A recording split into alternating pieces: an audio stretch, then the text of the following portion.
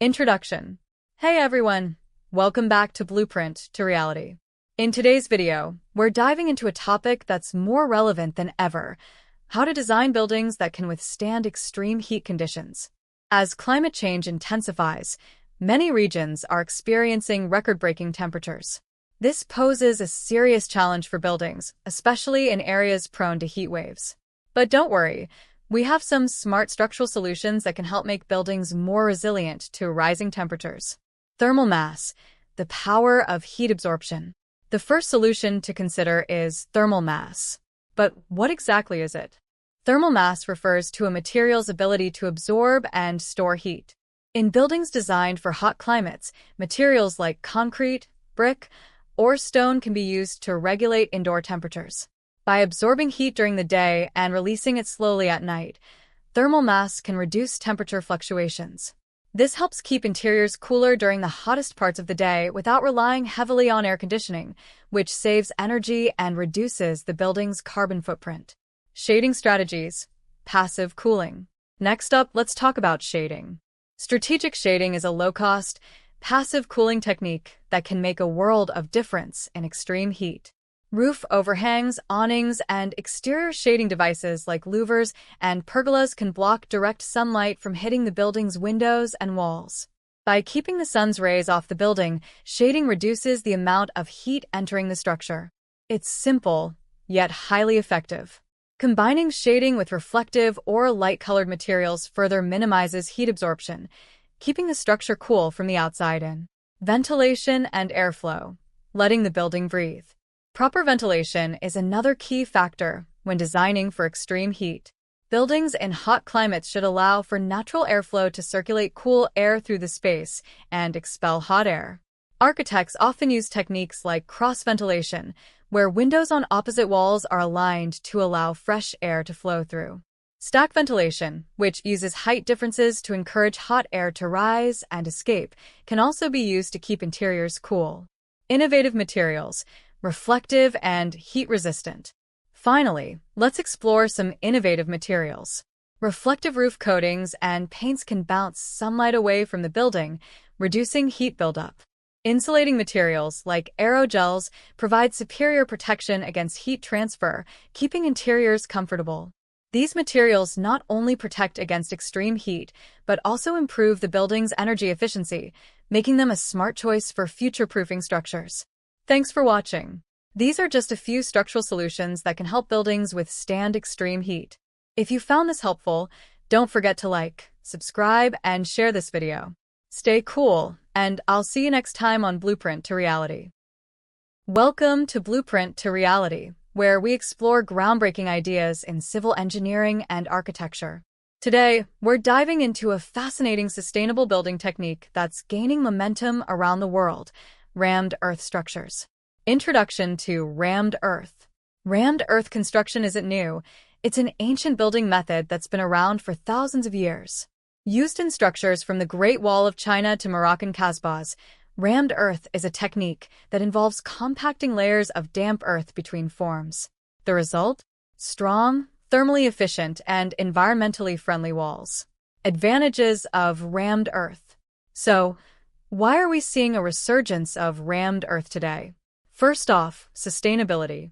As we face the challenges of climate change, the construction industry is looking for greener alternatives. Rammed earth uses natural, locally sourced materials, reducing the carbon footprint. Unlike concrete or steel, it doesn't require high-energy production processes. Secondly, its thermal properties are a major benefit. Rammed earth walls provide excellent insulation, helping to regulate indoor temperatures naturally. This means reduced energy consumption for heating and cooling. Modern applications and innovations. In recent years, architects and engineers have started to reimagine how rammed earth can fit into modern design. From luxury homes to eco-friendly resorts, rammed earth structures are finding their place in contemporary architecture. Advanced construction techniques and new materials, like stabilizers, are improving the strength and durability of these buildings while maintaining their natural aesthetic. Designers are also experimenting with various pigments and textures, creating visually striking structures that blend seamlessly with their surroundings. Rammed Earth is a perfect blend of ancient wisdom and modern innovation, offering a sustainable, durable, and beautiful building solution. As we move forward in the age of eco-conscious design, this technique may play a key role in reshaping how we think about construction. Thanks for tuning in to Blueprint to Reality. If you're passionate about sustainable design and cutting-edge architecture, don't forget to subscribe and hit the notification bell for more insightful videos. Welcome to Blueprint to Reality. Today we're talking about some of the most infamous cases of engineering gone wrong. From bridges to skyscrapers, engineering failures can have catastrophic consequences. We'll explore 7 famous structural disasters where mistakes in design, construction, or maintenance led to tragedy. These incidents remind us why precision, attention to detail, and adherence to safety standards are crucial in the world of civil engineering. 1. Tacoma Narrows Bridge, USA, 1940. Let's start with the infamous Tacoma Narrows Bridge, nicknamed Galloping Gertie. Built in Washington state, this suspension bridge dramatically collapsed just months after it opened in 1940. Wind-induced vibrations caused the bridge to sway uncontrollably, as captured in now-famous footage. The design overlooked the effects of wind on such a flexible structure. This disaster revolutionized how engineers approach aerodynamics in bridge design, highlighting the importance of accounting for natural forces. 2. Hyatt Regency Walkway Collapse, USA, 1981. Next is the Hyatt Regency Walkway collapse in Kansas City, Missouri, in 1981. During a hotel event, 2 suspended walkways gave way, falling onto a crowded lobby below. This collapse killed 114 people and remains one of the deadliest structural failures in U.S. history. The cause? A change in the original design for the walkway's support rods, which couldn't bear the load. This disaster emphasized the dangers of modifying structural designs without thorough re-evaluation. 3. Ronan Point Tower, UK, 1968. The collapse of Ronan Point, a residential tower in London, occurred just 2 months after it was completed. In 1968, a gas explosion on the 18th floor caused one corner of the building to collapse like a stack of dominoes. The failure exposed the fragility of precast concrete panel construction and poor connections between structural components. This disaster led to stricter regulations on high-rise buildings in the UK and better safety standards for gas installations. 4. Sampoong Department Store, South Korea, 1995. In 1995, the Sampoong Department Store in Seoul collapsed without warning, killing over 500 people. The building's failure was caused by illegal modifications to the original structure, including the removal of support columns and overloading of the rooftop. The disaster was a wake-up call about the dangers of ignoring engineering principles in favor of profit, stressing the importance of strict adherence to structural integrity. 5. Florida International University Bridge Collapse, USA, 2018. In 2018, the pedestrian bridge at Florida International University collapsed just days after its main span was installed, killing 6 people. The collapse occurred due to design flaws in the bridge's tensioning system, which created cracks that went unaddressed. This tragic failure underscored the importance of early detection of structural problems and following protocols during construction. 6. Rana Plaza Factory Collapse, Bangladesh, 2013. The Rana Plaza factory collapse in Bangladesh is one of the deadliest structural failures in history, killing over 1,100 workers in 2013.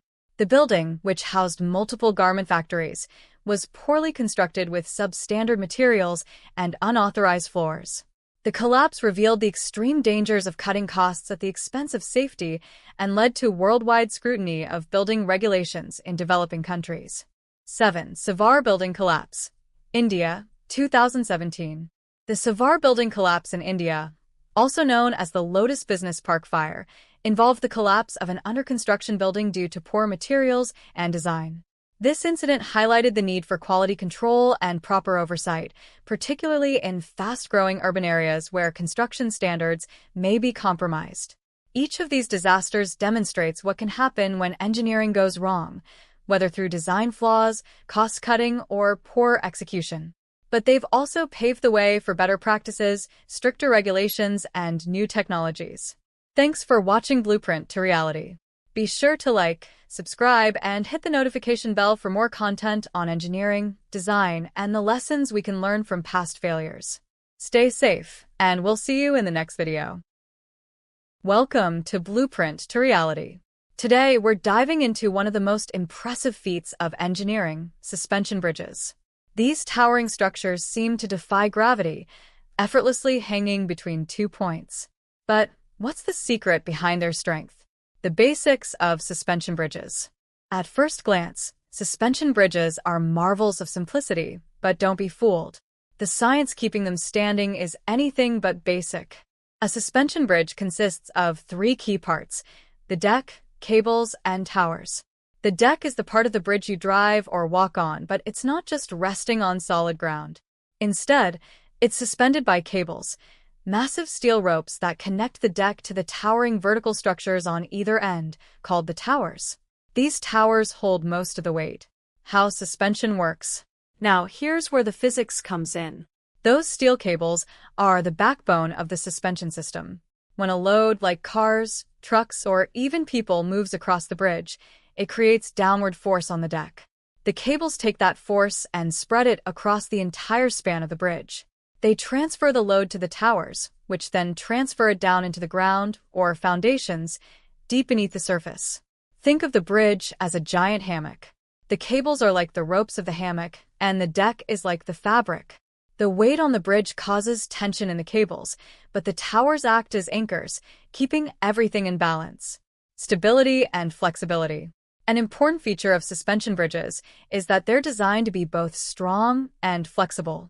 In fact, flexibility is crucial. Winds, temperature changes, and even earthquakes can cause the bridge to move slightly. That movement helps it absorb stress instead of breaking. Engineers calculate how much sway a bridge can handle to ensure it stays standing, even in harsh conditions. The cables are made from thousands of smaller steel wires twisted together, allowing them to carry incredible weight and remain flexible enough to handle shifting forces. So the next time you drive over a suspension bridge, take a moment to appreciate the science at work. It's not just concrete and steel, it's an intricate dance of tension, weight distribution, and flexibility. That's the magic that keeps these bridges standing tall and strong. Thanks for tuning in to Blueprint to Reality, and we'll see you next time. Welcome back to Blueprint to Reality. Today, we're diving into a critical topic for modern infrastructure: how engineers make bridges earthquake-resistant. Bridges are vital lifelines, connecting communities and supporting transportation networks. But when earthquakes strike, the forces can be immense, threatening their stability. So how do engineers design bridges to withstand seismic activity? Let's explore the key techniques that keep these structures standing tall during earthquakes. Understanding seismic forces. First, let's quickly understand what happens during an earthquake. Earthquakes generate lateral forces, side-to-side movements, that can shake a structure violently. Bridges are particularly vulnerable because they span long distances and need to support heavy loads, like vehicles and trains. During an earthquake, the ground beneath a bridge can move unpredictably, creating forces that can cause columns to crack, joints to fail, or even lead to complete collapse if not designed properly. Flexibility through base isolation. One of the most effective techniques engineers use to protect bridges is base isolation. This involves placing flexible bearings or isolators between the bridge structure and its foundation.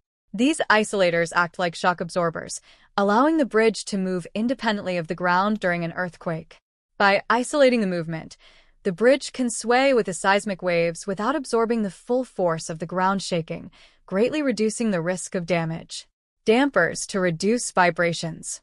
Another key tool in earthquake-resistant design is the use of dampers. Think of dampers as a way to slow down the vibrations caused by seismic forces. Engineers often install tuned mass dampers or viscous dampers within bridge structures to absorb and dissipate energy. These devices can reduce the amplitude of vibrations, minimizing the impact on the bridge's key components like its deck and supports. Dampers essentially help calm the shaking, protecting the bridge from excessive stress. Reinforced pillars and foundations. The next critical aspect of earthquake-resistant design is reinforced pillars and foundations. Engineers use reinforced concrete and steel to strengthen the columns and piers that support bridges. This reinforcement helps resist the intense shear and bending forces caused by earthquakes. In some cases, engineers also use deep foundations or piles that extend far below the surface to reach stable soil or bedrock, ensuring the bridge remains stable even when the ground above it shakes. Expansion joints. Lastly, bridges are equipped with expansion joints. These are gaps or flexible connections that allow different parts of the bridge to move independently during seismic activity.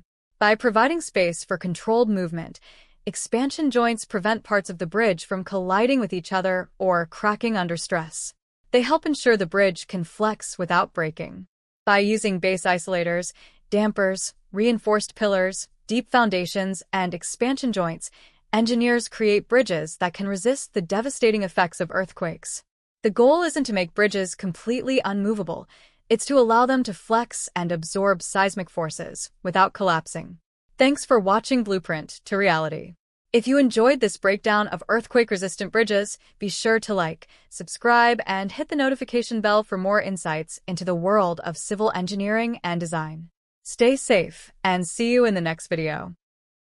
Welcome to this brief but important explanation of a critical phenomenon in structural engineering, buckling. You've probably heard of structures collapsing unexpectedly, and in many cases, buckling is the hidden culprit.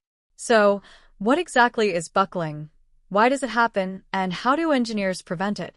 Over the next few minutes, we'll explore these questions to uncover the dangers of buckling and its role in structural failures. What is buckling? Buckling occurs when a structural element, like a column or beam, suddenly bends or twists under compressive stress. Imagine holding a long, thin ruler upright and pressing down gently from the top. At first, it resists the force, but at some point, it bends to the side. This is buckling. In real structures, this can be extremely dangerous. Columns in buildings or bridges are especially vulnerable to buckling when they are subjected to too much weight or force. Why does buckling lead to collapse? Buckling is dangerous because it often happens without warning. When a structure buckles, the load it was carrying can no longer be supported. For example, in a skyscraper, if a column buckles, the entire weight of the building above that point may no longer have the proper support, leading to a rapid and catastrophic collapse. This is why buckling is one of the key failure mechanisms that engineers must consider in their designs, especially for tall buildings and slender structures. Critical load, the tipping point. So, what determines whether or not a structure will buckle? Engineers calculate something called the critical load, which is the maximum load a column or beam can handle before buckling. This depends on several factors, like the material, the length and shape of the element, and how it's supported at both ends. Once the load goes beyond this critical point, even a tiny increase in force can cause sudden failure. That's why understanding critical load is essential for designing structures that can withstand compressive forces. Preventing buckling in structural design. To prevent buckling, engineers reinforce structures by adding bracing, using stronger materials, or making columns thicker to resist compressive forces. Sometimes, reducing the length of the columns or providing better support at the base can also minimize the risk. By understanding the causes and effects of buckling, engineers can create safer structures that won't fail under unexpected loads. Conclusion. In summary, buckling is a silent but severe threat in structural engineering. When a structure buckles under compressive stress, it loses its ability to support loads, leading to potential collapse. By carefully calculating the critical load and designing to prevent buckling, engineers ensure that buildings, bridges, and other structures remain safe and stable, even under heavy loads. Thanks for listening, and remember, structural safety is all about understanding and preventing failures like buckling.